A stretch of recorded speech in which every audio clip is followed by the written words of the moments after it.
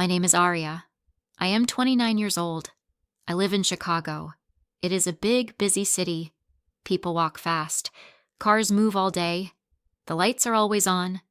But inside my home, everything feels quiet. I have been married for 6 years. My husband's name is Carter. He is kind, smart, and funny. He works at a tech company downtown. We live in a small apartment near the river. To others, we look happy. But something is missing. I used to love Carter with all my heart. In the beginning, he made me feel special. We laughed and talked for hours. He brought me coffee in bed. He kissed my forehead at night. He asked how my day was. But over time, things changed. He came home late. He was tired.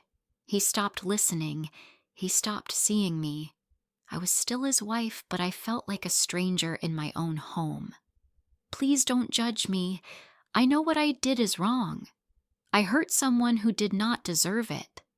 But I want to tell the truth. Maybe you will understand. If this story feels real to you, say something. I'd like to know I'm not alone. Carter is a good man, but we are not close anymore. He works all day. He eats fast and goes to bed early. He does not hold me. He does not see the pain in my eyes. He does not ask what I need. I cook dinner. I clean. I wait. But my heart is tired. I feel alone, even when he is next to me. Then, one cold morning, I met someone. His name is Ryan. I was walking home from the store. My bag broke. The apples rolled onto the street. A man picked them up and said, "You dropped something sweet." I smiled. It was a silly thing to say, but it made me laugh. I had not laughed in weeks. He walked with me for a few blocks. His voice was soft. He listened when I spoke. He said his name was Ryan. He was 31. He worked as a designer. He lived in an old building near the park. He did not ask for my number. He just smiled and said, "Maybe I'll see you again." I thought about him that night. A few days later, I saw him again near the coffee shop. He waved. We sat on a bench. We talked for a long time. I did not tell him I was married. I should have. But I didn't. I liked how I felt with him. I felt like a woman again, not just a wife, not just someone who waits. One night, Carter came home late. He kissed my cheek and said he had a trip, a work meeting in New York. He would be gone for 3 days. I said, okay. He packed his bag and left early the next morning. He did not ask me how I felt. He did not say he would miss me. That day, I met Ryan again. He invited me to an art show. It was small and quiet. There was soft music. The lights were low. We walked slowly and looked at paintings. He touched my hand. I felt warm inside. I should have pulled away, but I didn't. When we left the gallery, he stopped under a streetlight. He looked at me and said, "You're not happy, are you?" I didn't speak. I didn't move. Then he kissed me. I kissed him back. That night, I didn't go home.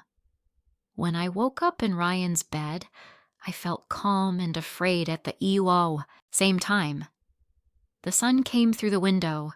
The city was already moving outside. I sat up slowly. My heart beat fast. My head was quiet, but my body felt heavy. Ryan was in the kitchen making coffee. He looked at me and smiled. I smiled back, but only for a second. I did not know who I was anymore. A wife? A liar? A woman looking for love? Maybe I was all of them. I walked over to the window. I looked down at the street. Cars moved. People walked. They all had places to go. I had nowhere. I had a husband waiting at home in 3 days. But I didn't feel like going back. Ryan gave me a cup of coffee. I took it. We sat on the couch. He didn't say anything for a while. Then he spoke. "You don't talk about him, but I know," he said softly. "You're married." I looked at him. I didn't answer right away. Then I said, "Yes." He nodded slowly. "I felt it," he said. "You don't wear a ring, but your eyes, they look like they're still somewhere else." "I'm not in love anymore," I said. My voice sounded small, but I still wear his name. Ryan was quiet. "Does he know you feel this way?" he asked. "No," I said. "He never asks. He doesn't even see me." Ryan didn't speak again. He just put his hand on mine. It was warm. I didn't pull away. Later that morning, I went home. The apartment was cold. His jacket still hung on the wall. His shoes were still near the door. Everything was the same, but I was not. I stood in the shower for a long time. The water hit my back, but it couldn't wash away what I did. I looked at myself in the mirror. My eyes looked tired. My heart felt strange. I didn't feel guilt. I didn't feel joy. I felt something else, something quiet and dark. Carter called that evening. He said, "I just landed. How are you?" His voice was flat, like always. "I'm fine," I said. "Did your meeting go well?" He talked about flights, hotels, and food. Not once did he ask what I did while he was gone. I said, "Okay, I'll see you tomorrow." He replied, "Yes. I'll bring dinner." He didn't know. Not yet.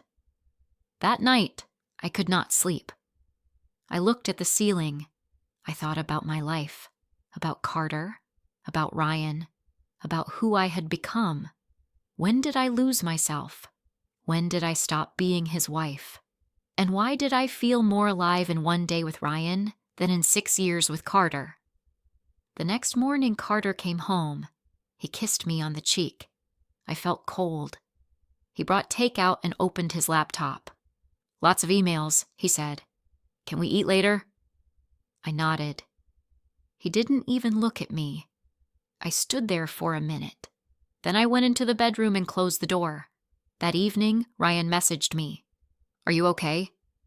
I stared at the screen. My hands shook. I didn't know what to say. Then I typed, "Yes, I'm home." He replied, "I miss your voice." I didn't answer. I couldn't. I put my phone down and went to the kitchen. Carter was still typing, still working, still not looking at me. Days passed. I tried to act normal. I cleaned. I cooked. I smiled. But inside, everything was different. I had changed. My body was home, but my mind was far away. Carter did not notice, or maybe he didn't care. One night we had dinner together, for the first time in weeks. I tried to talk. I told him I felt lonely. He said, "I'm sorry. Work is hard." Then he checked his phone and said, "1 second." He didn't come back for 10 minutes. I sat alone at the table. My food got cold. My heart did too. I picked up my phone. I looked at Ryan's message again. "I miss your voice." I closed my eyes, and I replied. I didn't mean to fall into something, but I was already deep inside it. That night, when I replied to Ryan, I didn't plan to meet him again. I told myself it was just a message, but my heart was already somewhere else. "Can we talk?" I typed. He replied, "Of course. I'll wait for you at the usual spot." It was a small park near the bridge, quiet and full of trees. We had sat there before. It didn't feel like a date. It felt like peace. I put on a simple jacket and left the apartment. Carter was still in the living room, working on a presentation. He didn't ask where I was going. I didn't leave a note. I didn't need to. He wouldn't notice. The air outside was cool, and the sky was turning orange. It was the kind of evening that could make a person feel like anything was possible. Ryan was sitting on a bench. His eyes met mine, and he stood up slowly, as if he didn't know if I would come closer. I did. He didn't ask questions. He just held out his hand, and I took it. We sat in silence for a while, listening to the leaves move with the wind. Then he turned to me and said, "You don't have to say anything. I just wanted to see you." But I wanted to speak. I needed to speak. "I don't know what I'm doing," I said. "I'm not the kind of woman who cheats. I never thought this would be my life." My voice was shaking. "I feel like I'm standing in two places, and both feel wrong." Ryan looked down, then back at me. "I don't want to hurt you," I added. "I don't want to hurt anyone." He nodded, and his eyes looked sad. "I know," he said. "But maybe the hurt started a long time ago. Maybe it wasn't you who began it." We didn't stay long. I walked home alone, and that night I couldn't sleep again. I lay beside Carter, listening to his breathing. It was steady, like everything was fine. But nothing was fine. In the dark, I thought about what Ryan said. Maybe the hurt had started before me. Maybe it was already there, growing in the quiet spaces between our dinners, our mornings, our short talks. Carter never shouted, never hit, never lied. But maybe silence can break a person too. The next morning, I made breakfast. I placed a plate in front of Carter. He said thanks without looking up. I sat across from him, staring at the food, not eating. I wanted him to look at me. I wanted him to see me. So I asked, "Are you happy?" He looked up surprised. "What do you mean?" he asked. "With me. With this. Are you happy?" I repeated. He blinked slowly, then said, "I think so." Why wouldn't I be? His answer was like a cold wind. He didn't ask if I was happy. He didn't ask what was wrong. He only answered for himself. Later that day, I took a walk alone. I passed by the river, the bookstore we used to visit together, and the corner cafe where we had our first date. It felt like I was walking through a dream, like someone else had lived those moments. I remembered the girl I used to be, the one who laughed at Carter's jokes, who held his hand under the table, who believed their love would last forever. That girl was gone. And the woman walking now was lost between two lives. I didn't go to Ryan that day. I stayed home. I cooked dinner, lit a candle, and set the table. Carter came in and looked confused. "What's all this?" he asked. "Just dinner," I said. We sat across from each other. I watched his face in the candlelight. He looked tired, older than I remembered. For a moment, I wanted to ask him to fix things, to start again. But I knew he couldn't. Or maybe he didn't want to. He asked me about my day. I said it was fine. He told me about a new project. I nodded. It felt like a play, like we were reading lines someone else had written. That night, after he went to bed, I stood at the window and looked at the lights of the city. Cars passed by below. People laughed in the street.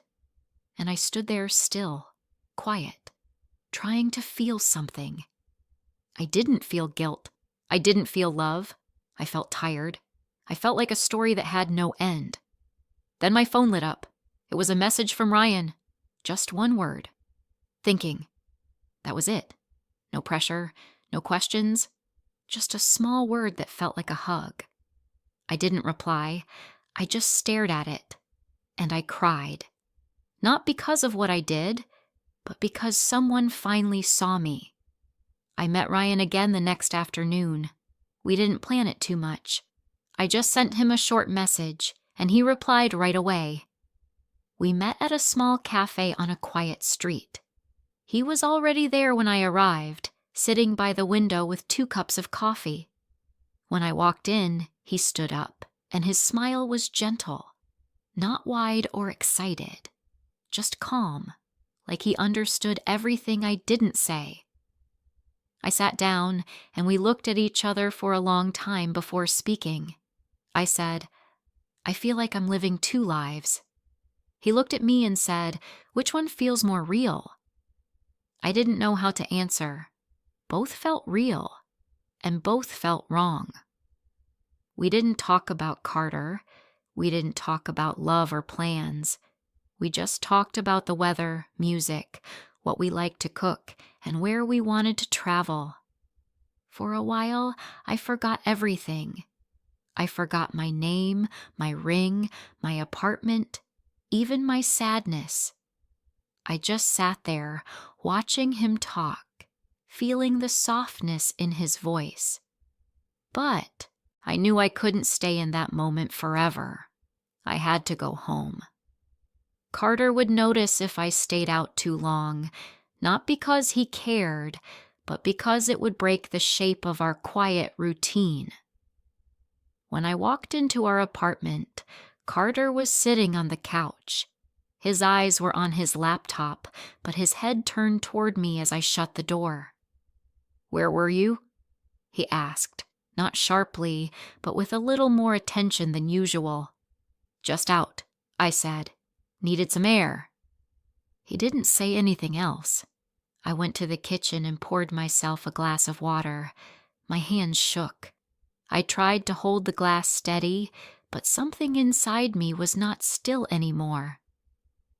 Later that night, I lay in bed beside Carter, staring at the ceiling again. He turned off his light, rolled to the other side, and went quiet. That was when I knew. I couldn't live like this anymore. It wasn't just the cheating. It was the silence, the distance, the emptiness. I had already left him in my heart. Now I just had to leave in real life. The next morning, I waited until Carter was in the shower. I sat at the table looking around our small apartment. My heart didn't ache for it. I didn't feel love in the walls. I didn't feel a life waiting for me here. When he came out, I looked up at him. "Can we talk?" I asked. He stopped drying his hair and stared at me. "Sure," he said, confused. I pointed to the couch. He sat down, and I sat across from him. "I don't want to lie to you," I began. His face changed.